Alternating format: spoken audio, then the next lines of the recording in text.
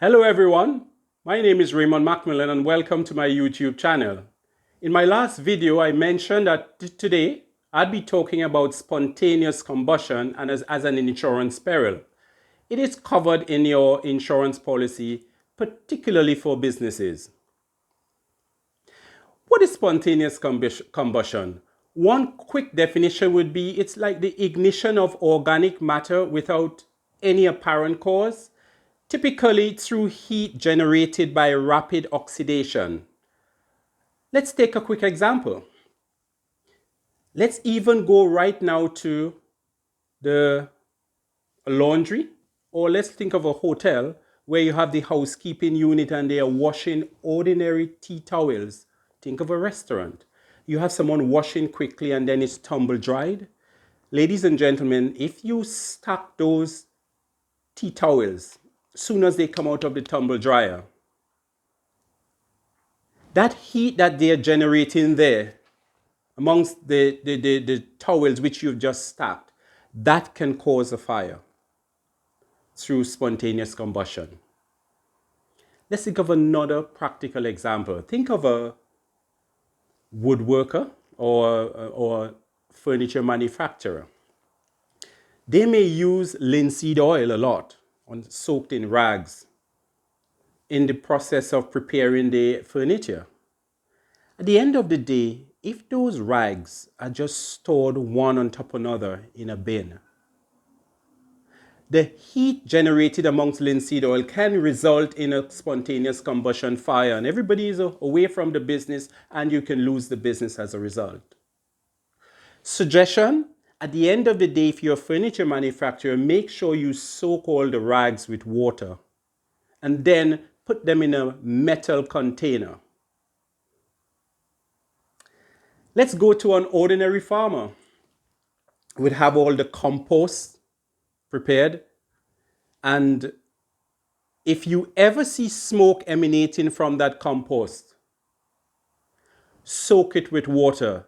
It can be that heat generating inside and can result in an explosion causing a fire. And depending where your compost is located, you can see how easily it can spread to another building. I was at the airport recently and I was looking at the television screen, catching up on the news. And the reporter mentioned that, are you aware there's a lot of fire burning uncontrollably in Australia? Some of the fire was started by the ordinary manure, ignited, spontaneous combustion. I want to tell you about a major fire which took place in 2014 right here in the UK. 16,000 tons of woodwork caught fire. And ladies and gentlemen, that burned for 2 weeks right here in the UK. Can you imagine if that was near to a building? What could have happened? You could have ended up with a conflagration of a lot of buildings being burned, all because of that woodwork shaving. The ordinary examples of spontaneous combustion that comes to most people's minds are if you have like a wheat in a silo, sometimes or where you have flour being manufactured or rice being stored. Those are sometimes the obvious examples. But who would have thought that an ordinary worker stacking towels after they are immediately dried from a tumble dryer, just stacking them and with all that heat, can cause a fire as well due to spontaneous combustion. So those are some of the examples, and I'm sure you can come up with your own. And the idea is, if you're a business owner, furniture in particular, if you're in the restaurant business, or if let's say you're a farmer, please check your policy to make sure you are covered for spontaneous combustion.